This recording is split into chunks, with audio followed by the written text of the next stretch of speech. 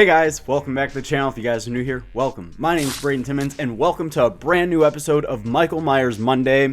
And today we are talking about a topic that I've wanted to talk about for so long on this channel, ever since I read the script, and that is Halloween Returns, which, as many of you guys know, was actually going to be the Halloween movie that we were supposed to get back in 2016.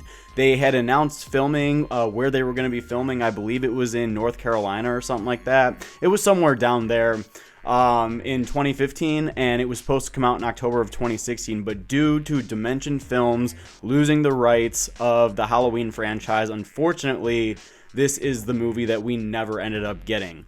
And I'm really upset about it because having read the script, having the script being online, and if for whatever reason you guys haven't read the script and you guys would like to access the script, I'm going to have it in the description box. So go ahead and click on the link in there and it should bring you right to the Halloween Returns script. I highly encourage you guys to check it out because it is a very damn fascinating read, and I actually wish that this is the Halloween movie that we would have gotten, and I will explain why in just a minute. Quick side note before we get started, guys, I just want to say thank you guys so much to all of you that have backed the Haddonfield Nightmare so far, which is my Halloween H2O fan film that is going to be out next year.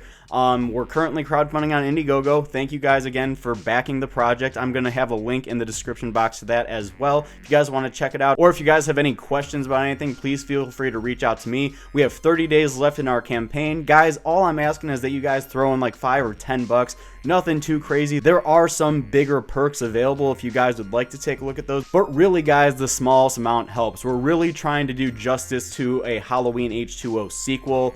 It introduces John Tate back into the timeline. The Indiegogo campaign's going fairly strong right now. We're trying to raise $6,000, and as of right now, we have just over $1,500. So if you guys just want to take a minute, take a look at it, I'd really appreciate it. If you guys can back the project, again, I'd also appreciate that. So I will leave all that in the description box. Let's get into Halloween Returns because, like I said, guys, this is the Halloween movie that I really feel like would have done justice to the Halloween franchise. Now, I'm not saying for all of you that love Halloween 2018, I'm not saying that Halloween 2018 didn't do justice to the Halloween franchise, okay? I liked Halloween 2018 a lot when I first saw it, and upon rewatches, if you guys have been on my channel for a while, you guys know that I think Halloween 2018 is a good Halloween movie. It's definitely not a great Halloween movie. Like, going into that Halloween movie, I was expecting it to be like, oh my gosh, this sequel is amazing. There is no issues with it. It's the perfect Halloween movie. But unfortunately, that wasn't the case. There was a lot of stuff in it that I just feel like could have been much better.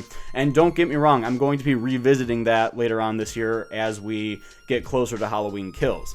But when it comes to Halloween Returns, having read this script, I truly believe that this was like a perfect Halloween movie. It would have been a perfect Halloween movie. And here's why. Because Halloween Returns, not only is that a freaking fantastic title, I mean, that's one of the biggest issues I have with Halloween 2018 is the fact that it's just simply called Halloween. I think that it should have been called Halloween Returns. Why they didn't call it something other than just Halloween, I don't understand as to why that is. Because now, especially because it's a sequel to Halloween 1978.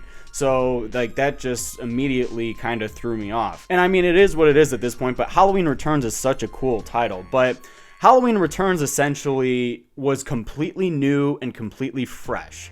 Whereas Halloween 2018 kind of did what Halloween H2O did back in 1998, right? Halloween 2018, they decided that no other movie existed in the timeline except Halloween 1978. That's it. Halloween H2O decided that only Halloween and Halloween 2 existed in the timeline, and that was it, and then that was the official third movie, taking place 22 years after the events of that night in 1978. Halloween Returns, on the other hand, would have retconned even the original Halloween. Now, I know that many of you right off the bat are just kind of like, oh my gosh, no, like that's horrible. Why would you do that? There's no Laurie Strode, there's no Dr. Loomis, nothing. The movie actually opens on Halloween night in 1978, and it's got Michael Myers stalking this girl named Karen. Like, the first, I think, 7 pages of the script is just from Michael's point of view. We're following him through the streets of Haddonfield while he's stalking this girl named Karen. And then she goes into, I don't know if you guys remember from Halloween 2, Deputy Hunt. He was one of Sheriff Brackett's guys. He's the one that was like, go home, Lee, and stuff like that after he found out about Annie's death. But he's in this film. He would have been in this film. And he actually would have been the sheriff in this film as well. There's a lot of interesting things. There's a lot of interesting directions that these writers actually decided that they wanted to go. And I was all in for it because at first I was completely confused. At first, like when I was like reading it, I was like, wait a minute. Hold on. Like this takes place on Halloween in 1978, and I had to reread the description and be like, oh, okay, they're even retconning the original movie. But here's why I think it's good. I think it's good that they would have retconned the original because this movie would have been introducing Halloween, and this might have been the pitch idea. I have no idea because I obviously wasn't there. But this would have introduced Halloween, the entire franchise, to a brand new generation of horror movie watchers, you know, of teenagers, of people that maybe are just now seeing Halloween for the very first time. This could have been their introduction to the Halloween franchise. Because Halloween 2018, it's very nostalgic for the Halloween fans. It's very nostalgic for, you know, me and maybe you guys that have loved the Halloween franchise for as long as we could remember. That's what Halloween 2018 was for. And it does that in a lot of different aspects. It's very nostalgic. You know, the mask looks great. It's beat up because it takes place 40 years later. However, Halloween Returns would have kept the original white Michael Myers mask. And it actually takes place 10 years. So the opening, like I was saying, follows a woman named Karen. It's like a teenager. And, you know, she's like, help me. And Michael Myers is stalking her. And everything is from his point of view, literally until he ends up getting caught by the police. This movie actually does show him getting caught by the police. Like, they've got police officers surrounding him in the very beginning. And, you know, one of the shots is, like, he takes off his mask and you just see the back of his head. And that's it. And then the camera like does the classic pull-up shot, and then it cuts into the opening credits. So that was a little weird to me. I could see a lot of people like, you know, not liking that because it does show police officers like, get on the ground. And after Michael ends up killing Detective Gary Hunt's wife, you know, he runs in the house and he doesn't end up coming out, but he's like, the fuck you doing in my house and stuff like that. So that was all really cool stuff, and it's all from Michael's point of view. And then a doctor comes up. Paul Rogers is the doctor's name. He's very Dr. Loomis-y, but he's definitely no Loomis. And I could see a lot of people having issues with that right in the beginning, but you just have to keep reading this script because this is a movie that the way it would have played out, I think fans would have actually really, really enjoyed. And, you know, he comes up and he goes, Michael, like, you know, it's over. And that's when Michael takes off his mask and we get the back of his head and, you know, we get that classic camera pull-up shot. And then it shows the town of Haddonfield. It's more like a drone shot, really. So I think that in the script it says like it's like a camera crane and eventually it like comes and pulls up over Haddonfield and stuff like that. So you can see the lights and then boom, it cuts into the opening credits. Now the opening credits, reading this just gave me the chills. Reading the opening credits of Halloween Returns gave me the chills. So this is what the opening credits is. It says that it's superimposed in dark orange letters, Halloween Returns. Fade into darkness. A shape starts to form. A flickering orange color overtakes the screen and reveals a pumpkin. In the middle of the screen, a jack-o'-lantern. 2 candles cast the orange glow on the carved, grinning face. Superimpose the main titles. Camera slowly pulls back to reveal more pumpkins, all flickering orange. And the pumpkins are surrounded by black. Continue to pull back, the pumpkins get smaller and smaller until it is to reveal that the pumpkins are a reflection in the center of black iris, a human eye. Pull back as a face starts to form, but it is not a normal face. It is of a Halloween mask, the Halloween mask. The mask fills the screen. It is a blank, dark, breathing, staring human behind the mask. Superimpose final credit. And then we get like a montage of video clips and newspaper headlines and stuff like that begins to talk about that night from 1978, because this one takes place 10 years after that. So yeah, guys, this film takes place in 1998 now. The majority of the movie takes place in 1998. Michael Myers is on death row. He's been in Smith's Grove now for the last 10 years after he got captured on Halloween night in 1978. The main characters that we follow in this film is Dr. Paul Rogers and his daughter Sophia Rogers. And there's a lot I like about these characters because you actually care about these characters. Whereas in Halloween 2018, right, you've got Laurie Strode, you've got Karen Strode, you've got Allison Strode, you've got Ray. You have all of these other teenagers that are simply there just to get killed by Michael Myers, right, or to run away from Michael Myers. And very much like in Halloween 2018, Sophia has a rocky relationship with her dad. And this is interesting because this is kind of giving a story like Dr. Loomis never had. Now, I'm not saying that, it's good completely that they're retconning 1978, but I do like this. I think that it is very creative. If there's a way to bring back Halloween, I think that this is the perfect way to do it. Because Paul Rogers is obviously taking care of Michael Myers. He's the one that's looking over Michael Myers.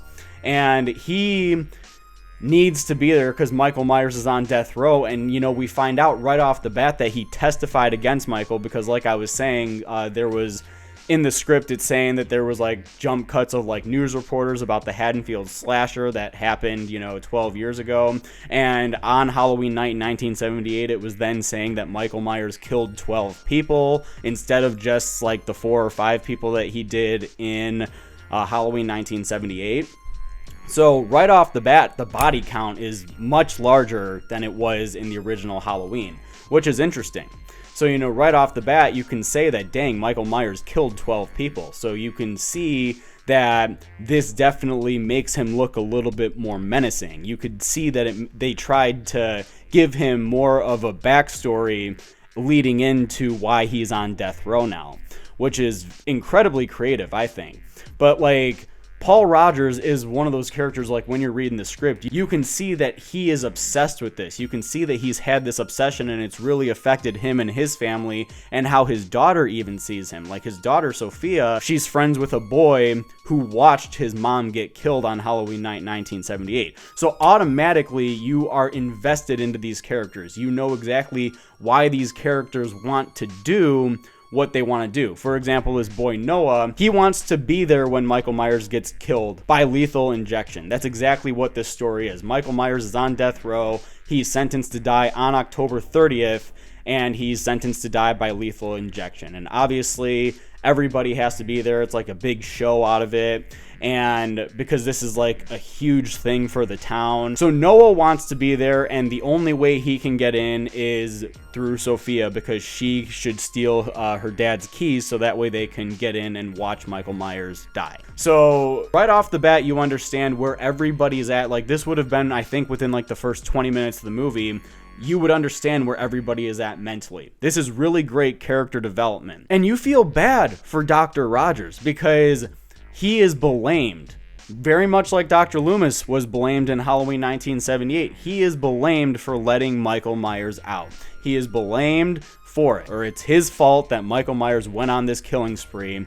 And, it's lines like that when you're reading, you're just oh my gosh, I could really feel bad for this guy. But guys, reading this script, I swear to gosh, I had chills so many times.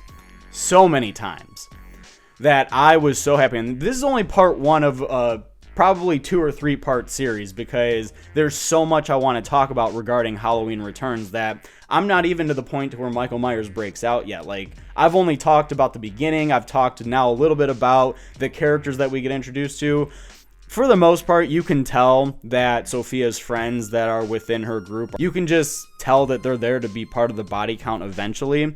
But for the most part, you actually care about them because it seems like that they are just an ordinary group of friends that are just looking to have a great time on Halloween weekend and stuff like that. But they actually give more of a backstory to quite a few of these characters. Not only do we get a backstory to Paul Rogers, but we get a backstory to Sophia Rogers. We get a backstory to the boy Noah, who saw his mom get killed. So Noah is actually Detective Hunt's son.